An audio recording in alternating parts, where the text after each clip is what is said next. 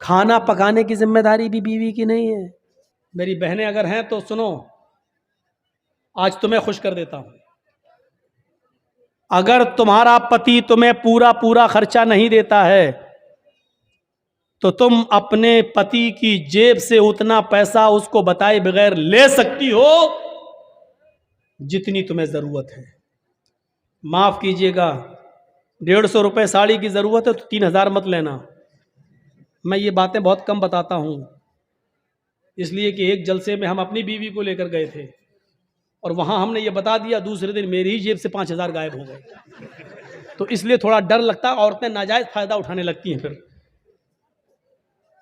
بیویوں کو چاہیے کہ وہ اپنے شوہر کی جیب سے اتنا لیں جتنے میں بچوں کا، اور وہ بغیر بتائے بھی لے سکتی ہے، اس کو چوری میں نہیں لکھا جائے گا، کیونکہ عورت آپ کے پیسوں کی حقدار ہے، اور آپ اپنے بچوں پر خرچ کریں، یہ آپ کی ذمہ داری بنتی ہے۔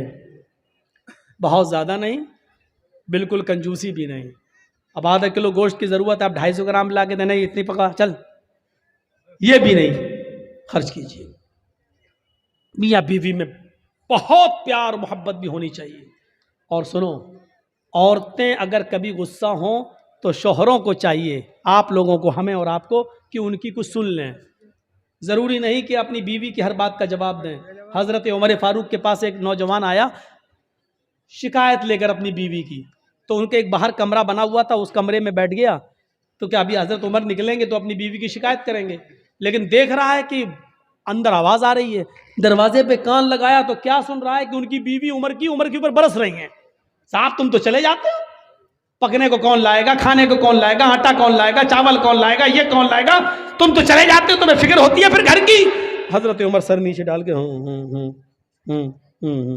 کر رہے ہیں، یہ کہنے لگا، لو، یہ اٹھ کے چلنے لگا۔ حضرت عمر تھوڑی دیر کے بعد گھر سے نکلے، کمرے میں آئے، کہیں یہاں تو ایک آدمی بیٹھا، دیکھا وہ جا رہا ہے، اس کو آواز دی، اے ہلو سنو، اے، اس نے پیچھے مڑ کے دیکھا، ادھر آؤ، جی تم تو میرے پاس آئے تھے نا؟ جی ہاں بولو، کس کام سے آئے تھے؟ نہیں امیر المومنین، اب وہ کوئی کام نہیں ہے میرا، میں جا رہا ہوں۔ ارے نہیں، تم اتنی دور سے آئے، کام بتاؤ، کیا کام تھا بتاؤ تو صحیح۔ کہا وہ میرا کیا کام تھا وہ تھا، لیکن وہ آپ کے بس کا نہیں ہے۔ میں امیر المومنین ہوں، میرے بس کا نہیں ہے، مجھے لوگوں کی خدمت کے لیے لوگوں نے امیر بنایا اور میرے بس کا نہیں ہے۔ کہا امیر المومنین، میری بیوی مجھے الٹا سیدھا بولتی ہے، اتنا بولتی ہے میں سن نہیں پاتا ہوں، میں یہ شکایت لے کے آیا، میں نے سوچا آپ سے کریں گے، سن رہا ہوں یا دیکھتا ہوں کہ آپ تو خود ہی اسی بیماری میں مبتلا ہیں، آپ تو خود اپنی بیوی کے سن رہے ہیں، تو میں نے سوچا کہ جب آپ خود اپنا علاج نہیں کر پا رہے تو میرا کیا کریں گے، میں چل دیا۔ کہا بیٹھو، سنو، کہا کیا؟ بیوی سے جب ملتے ہو، ہم بستری کرتے ہو، تو جو بچہ پیدا ہوتا ہے وہ بچہ کس کا ہے؟ کہا میرا۔ اس کو نہلانے اور دھلانے کی ذمہ داری کس کی ہے؟ کہا میری۔ بیوی جو آپ کے بچے کو دودھ پلا رہی ہے، یہ اس کی ڈیوٹی نہیں ہے دودھ پلانا، پلا دیتی ہے، اگر وہ دودھ پلانے کا پیسہ آپ سے مانگے تو آپ کو دینا پڑے گا، لیکن پھر بھی وہ پلا دیتی ہے بیچاری فری میں، یہ کس کی ذمہ داری ہے دودھ پلوانے کی؟ کہا میری۔ کہا یار، جب وہ ہمارے بچے کو نہلا دیتی ہے، دھلا دیتی ہے، لیٹرین کرا دیتی ہے، اس کی گندگی کو صاف کر دیتی ہے، اس کو دودھ پلا دیتی ہے، کھانا پکانے کی ذمہ داری بھی بیوی کی نہیں ہے؟ مولانا صاحب یہ کیا بیان کر رہے ہو، گھر کا کہیں الٹا سیدھا نہ ہو جائے معاملہ گڑبڑ۔ یقین مانیے، جب آپ کا نکاح ہوتا ہے تو آپ سے کہا جاتا ہے کہ آپ کا نکاح فلاں فلاں کی بیٹی کے ساتھ اتنے روپے مہر کے عوض علاوہ نان نفقہ آپ کے ساتھ آپ کے نکاح میں دیا جا رہا ہے، کہ آپ نے قبول کیا؟ تب آپ کہتے ہیں میں نے قبول کیا۔ اس میں آپ کو کیا کہا جاتا ہے؟ اتنا مہر ہے علاوہ نان نفقہ، یعنی نان مانی روٹی، نفقہ مانی خرچہ، یعنی روٹی اور کپڑا خرچہ یہ سب الگ، اس کے علاوہ روٹی آپ کو دینا ہے، کھانا آپ کو دینا ہے، اگر وہ نہیں پکاتی ہے تو آپ اس سے زبردستی نہیں پکوا سکتے ہیں، اور کھانا آپ کو کھلانا پڑے گا، خود پکاؤ کھلاؤ یا ہوٹل سے لاؤ کھلاؤ، لیکن وہ کھلا دیتی ہے اور پکا دیتی ہے۔ تو کیا تم اتنا بھی نہیں سن سکتے ہو؟ کہا امیر المومنین اچھا ہوا یہ مجھے بتایا، یہ بات کہیں میری بیوی کو مت بتا دیجئے گا، ورنہ روٹی بھی ہم ہی کو پکانا پڑے گی. ٹھیک ہے میں سنوں گا. پھر حضرت عمر فاروق نے کہا سنو, تم نے اللہ کے رسول کی حدیث نہیں سنی؟ فَإِنَّ خُلِقَتْ مِنْ ضُلَعٍ, عورت آدم کی بائیں پسلی سے پیدا ہوئی ہے, اور پسلی کا اوپر والا حصہ یہ ٹیڑھی ہوتی ہے. ٹیڑھی پسلی کیسی ہوتی ہے؟ یہ والی پسلی آپ نکالیے بائیں طرف کی, ایسے نکلے گی, یہ پسلی ہے. اللہ کے نبی کہتے ہیں کہ یہ آدم کی پسلی سے پیدا ہے بائیں, اور پسلی ٹیڑھی ہوتی ہے. فَإِن ذَهَبْتَ تُقِيمُهُ كَسَرْتَهُ, اگر تم نے اس پسلی کو سیدھا کرنے کی کوشش کی تو پسلی سیدھی نہیں ہوگی. ایسے کرو گے یہاں تک ہو جائے گی, بس یہ ٹوٹ جائے گی, سیدھی نہیں ہوگی. فَإِن ذَهَبْتَ تُقِيمُهُ كَسَرْتَهُ, اگر تم نے پسلی کو سیدھا کیا تو توڑ دو گے, اور اگر ایسے ہی چھوڑ دیا تو ٹیڑھی رہے گی. اب بتاؤ ٹیڑھی رکھنا برداشت ہے یا توڑنا برداشت ہے؟ نہیں, ٹیڑھی رکھنا سیدھا ہے, صحیح ہے. توڑنے کا مطلب طلاق, یعنی عورت طلاق لے لے گی یہ گوارا ہے, لیکن تم چاہو کہ سدھر جائے, پوری نہیں سدھرے گی. یہ یاد رکھنا. میری بہنیں برا مان رہی ہوں کہ ہم کو اتنا برا کہہ رہا ہے. میں کیا کہہ رہا ہوں, اللہ کے نبی نے فرمایا. اللہ کے رسول کو بھی سننا پڑتی تھی. ایک بار حضرت عائشہ صدیقہ ناراض ہو گئی, اور اللہ کے نبی کھجور لے کے ان کے پاس بیٹھے. عائشہ کھاؤ, اور وہ ناراض ہے, کہتی نہیں کھاؤں گی, بھوک نہیں ہے, چہرہ پھیر لے آؤں. اللہ کے رسول ادھر آ گئے, جہاں چہرہ تھا ان کا ادھر آ گئے. ہم لوگ ہوتے تو کیا کرتے؟ کھاؤ, لو, نہیں کھائیں گے, چہرہ ایسا کر لیا, نہیں بھوک نہیں. کھا رہی کہ نہیں کھا رہی, نخرے دکھا رہی, اے کھا, ایک تو منا رہا ہوں. ہم لوگ ادھر نہیں جائیں گے. اللہ کے رسول نے ادھر آ گئے, کھاؤ عائشہ کھاؤ. میں نے کہا نا مجھے بھوک نہیں ہے, پھر چہرہ گھما لیا. آپ پھر ادھر آ گئے, عائشہ نہیں, زیادہ نہیں, چلو کھاؤ, غصہ تھوکو, بسم اللہ, اللہ کے نام سے شروع کرو, چلو اللہ کا نام لو, کھاؤ. حضرت عائشہ بھی جانتی تھی زیادہ نہیں کہلوانا چاہیے. 2 بار کہلوایا, تیسری بار موقع نہیں دیا, لیکن طنز مار دیا. کھجور اٹھا کے کہنے کھاؤ, ایسے بسم اللہ, اللہ کا نام لے کے کھاؤ. اس سے پہلے کہ میں اپنے باپ کا نام لے کے کھاتی تھی, اللہ ہی کا نام لے کے کھاتی تھی, یہ کہا اور کھانا شروع کر دیا. یہ تھی میاں بیوی کی نوک جھوک, کوئی بری بات نہیں. لیکن منانے کا اسٹائل دیکھو, لے کھاؤ, نہیں ہم لوگوں کی طرح نہیں, دکھا نخرے مت دکھا, چل کھا لے, منا رہے ہیں نا ابھی. اللہ کے رسول نے ایسا کبھی نہیں کہا. لو آ گئے ادھر, یہ ہوتا تھا.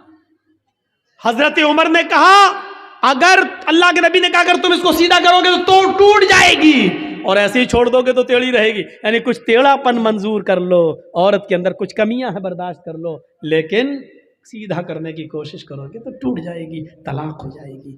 کتنی بہترین چیز بتائی. وَأَنفِقْ عَلَىٰ عَيَالِكَ, اپنے بیوی بچوں پر خرچ کرو حیثیت کے مطابق, استطاعت کے مطابق. عورت کو بھی چاہیے کہ اپنے شوہر کی کا معاملہ دیکھے, بیچارہ بزنس کرتا ہے یا رکشہ چلاتا ہے یا مزدوری کرتا ہے, اسی حساب سے وہ اپنے شوہر سے اپنے خرچ کا مطالبہ مانگے, زیادہ مطالبہ وہ نہ کرے. یہ کتنی چیزیں ہو گئیں؟ 8.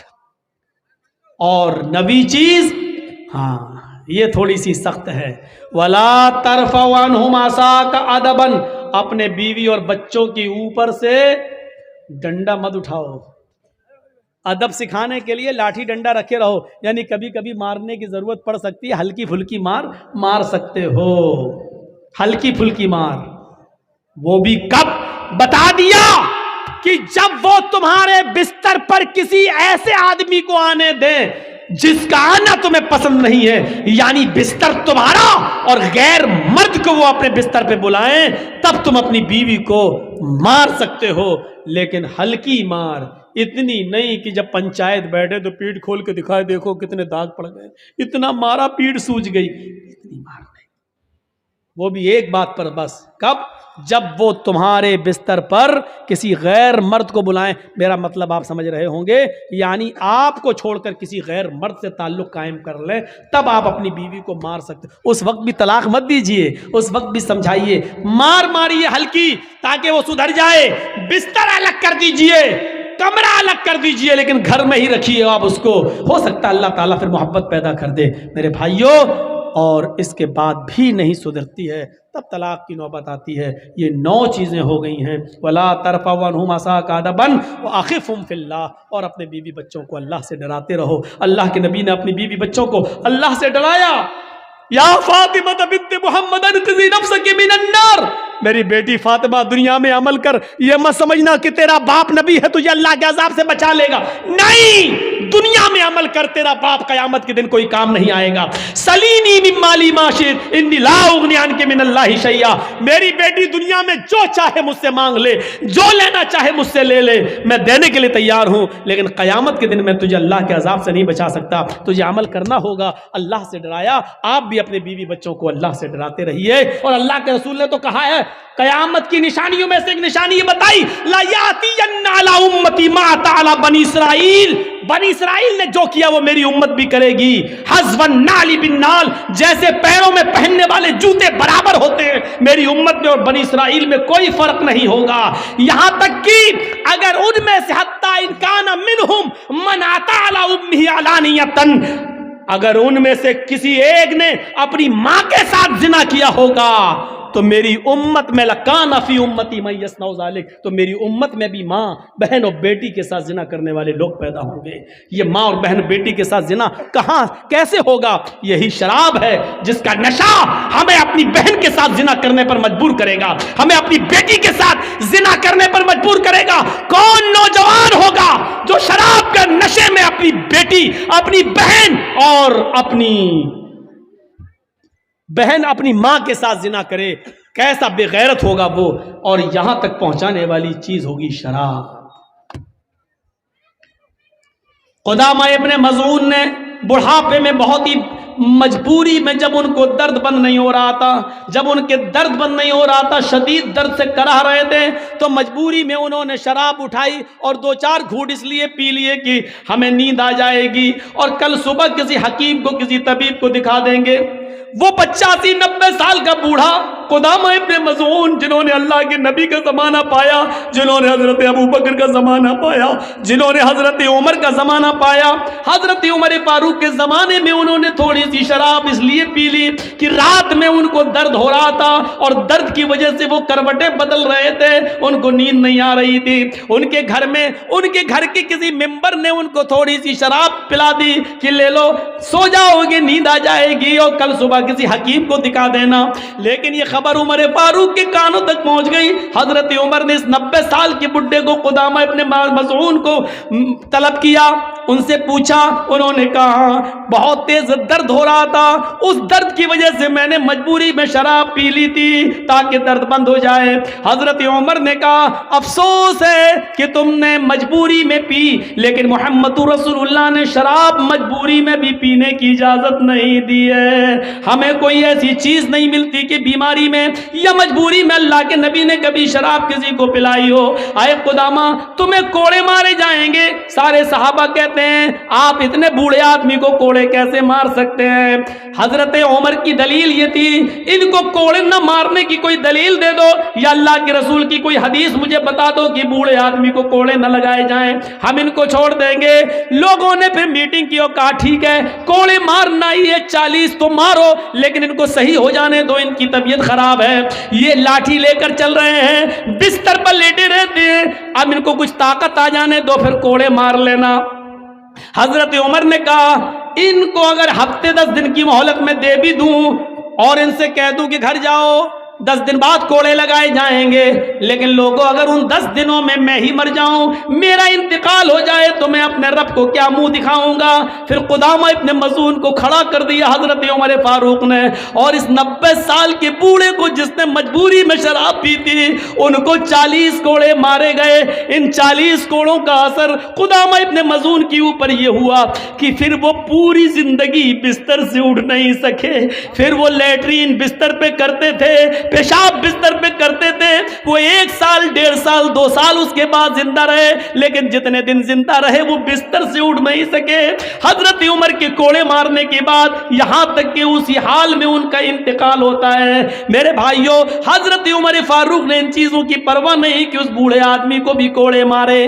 नौजवानों गौर करो, जिस शराब के पीने पर बूढ़े आदमी को नहीं छोड़ा गया, कुदामा इब्न मज़ून को नहीं छोड़ा गया, पूरी जिंदगी उनकी बिस्तर पर एड़ियां रगड़ रगड़ कर गुजर गई, फिर वो बिस्तर से कभी उठ नहीं सके, पेशाब और पायखाना तक उन्होंने बिस्तर पे किया, उनकी बीवी उनके बच्चे उसको साफ करते रहे, लेकिन उमर फारूक ने इसकी कोई परवाह नहीं की। ये शराब पीने वालों की सजा है इस्लाम के अंदर। हम और आप इसलिए बचे हुए हैं क्योंकि मेरे भाइयों यहाँ इस्लाम का कानून नहीं है। मेरे भाइयों इस्लाम का कानून नहीं है। इंडिया में तो क्या हुआ, अपने दिलों पर इस्लाम नाफिज करो। सबसे बड़ा मुसलमान वो है जो इस्लाम के कानून को अपने दिल पर नाफिज करे, जो शरीयत को खुद अपने दिल से माने, मोहम्मद रसूलुल्लाह के बताए हुए रास्ते पर खुद चले और दूसरों को चलने का हुक्म दे। मेरे भाइयों ये है, वला तशरबन्न खमरन फ़इन्नहु रासु कुल्लि फ़ाहिशतिन, हर बुराई की जड़ है, इसलिए शराब मत पीना। और पांचवी चीज ये बताई, व इय्याका बिल मासिया फ़इन्न बिल मासियति हल्ला सखतुल्लाह। लोगों, समाज में कभी नाफरमानी के काम मत करना। जब नाफरमानी के काम करोगे, पाप और गुनाह के काम करोगे, तो याद रखना अल्लाह का अजाब तुम्हारे ऊपर आ जाएगा। ये अल्लाह का अजाब हमारे ऊपर है। आज पेट्रोल 100 पार कर चुका है। ये क्या है? क्या ये अल्लाह का अजाब नहीं है? जब गुनाह करोगे तो अल्लाह का अजाब हलाल हो जाएगा, बारिश रोक ली जाएगी। बहुत सी जगहों से बारिश रोक दी जाती है। क्या ये अल्लाह का अजाब नहीं है?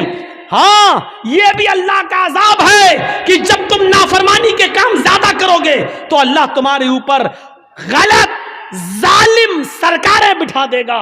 आज भारत को जालिम आदमी मिलता है, हिटलर मिलता है, हज्जाज इब्न यूसुफ की तरह एक जुल्म करने वाला इंसान मिलता है जो 750 किसानों के मरने के बाद 2 मिनट का मौन नहीं रख सकता है, उनको सांत्वना नहीं दे सकता है, उनके लिए 2 प्यार के शब्द नहीं बोल सकता है।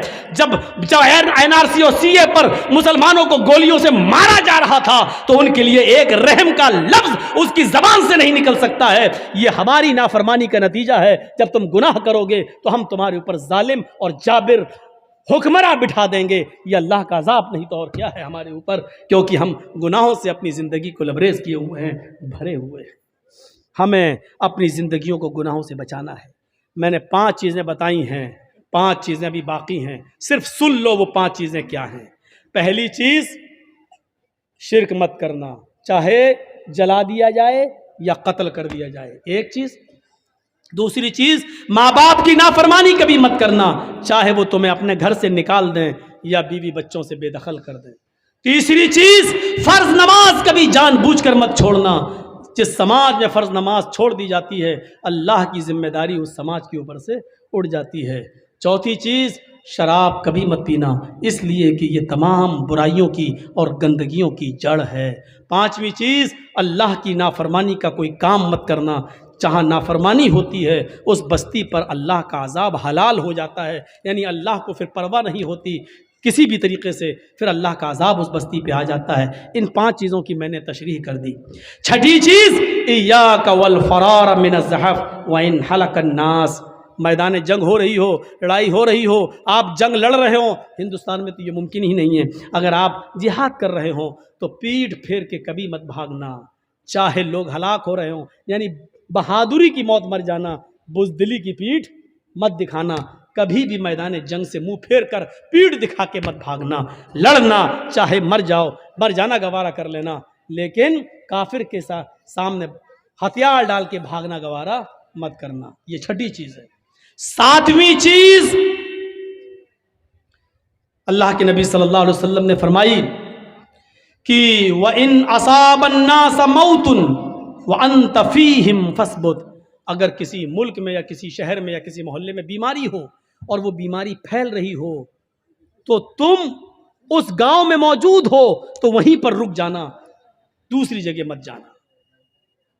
ताऊन एक बीमारी थी, अल्लाह के रसूल ने कहा कि अगर वो फैली हुई है तो तुम अपने गांव में हो तो गांव में रहना, दूसरी जगह मत जाना। क्यों? इसलिए कि ये बीमारी तुम दूसरी जगह जाओगे तो दूसरी शहर में भी फैल जाएगी। अपने ही इलाके में रहना। अगरचे मौतें हो रही हों, ये देखकर कि यहां तो लोग मर रहे हैं, ताउन से छोड़ के भागो, कोरोना पर भी ये चीज लागू होगी। کورونا پر بھی یہ چیز لاگو ہوگی. ایک آدمی کورونا کا مریض دوسری جگہ جائے گا، اس کو بھی مریض. آپ اپنے علاقے میں رہیے. وَإِذَا أَصَابَ النَّاسَ مَوْتٌ وَأَنْتَ فِيهِمْ، اگرچہ موت کیوں نہ ہو رہی ہو لیکن بستی چھوڑ کے کبھی مت جانا. یہ 7ویں چیز. اور 8ویں چیز بڑی عجیب ہے، اس پہ بولنا تھا لیکن نہیں بول پایا. 8ویں چیز کیا ہے؟ وَأَنْفِقْ عَلَىٰ عِيَالِكَ مِن طُولِكَ، اپنی فیملی پر، اپنے بیوی اور اپنے بچوں پر ضرورت کے مطابق خرچ کرو، کنجوسی مت کرو. بیوی کو خرچہ دو جتنا دے سکتے ہو، جتنا مناسب ہے. بچوں کی پڑھائی لکھائی کا خرچہ، بیوی کا خرچہ، کپڑا لتا، کھانا پینا. میرے بھائیو، ہم اللہ سے دعا کرتے ہیں کہ بارے اللہ ہماری خطاؤں کو معاف فرما دے، ہمارے گناہوں کو بخش دے. یہ 10 چیزیں ہمارے اندر پیدا فرما دے. شرک سے ہمیں بچا لے، ماں باپ کا فرما بردار بنا دے، 5 وقت کا نمازی بنا دے. شراب ہم کو اور ہمارے معاشرے کو شراب سے پاک و صاف کر دے. گناہوں کے کاموں سے ہمیں بچا لے. اے اللہ، جب تک تو ہمیں زندہ رکھ، اسلام پر زندہ رکھنا، اور جب ہمارا خاتمہ ہو تو ایمان پر ہمارا خاتمہ فرمانا. وما علینا الا البلاغ المبین. وآخر دعوانا ان الحمد للہ رب العالمین. السلام علیکم ورحمۃ اللہ وبرکاتہ.